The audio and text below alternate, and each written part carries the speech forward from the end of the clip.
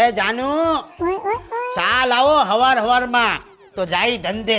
એ જાનુ લ્યો જાતે પી લો. આ હવારની જાનુ રીહે કેમ ભરાણી? એ જાનુ એ જાનુ એ જાનુ અડોમાં મને. તને શું છે? હું હાલો લાલા જલ્દી આય, મારો માળો વિખાઈ જાય એવું મને લાગે છે. જલ્દી આય તું લાલા. અરે ભાભી રી હું કેમ કરો છો? ક્યાંક કયો તો ખરી તો એનો નિકાલ લાવી.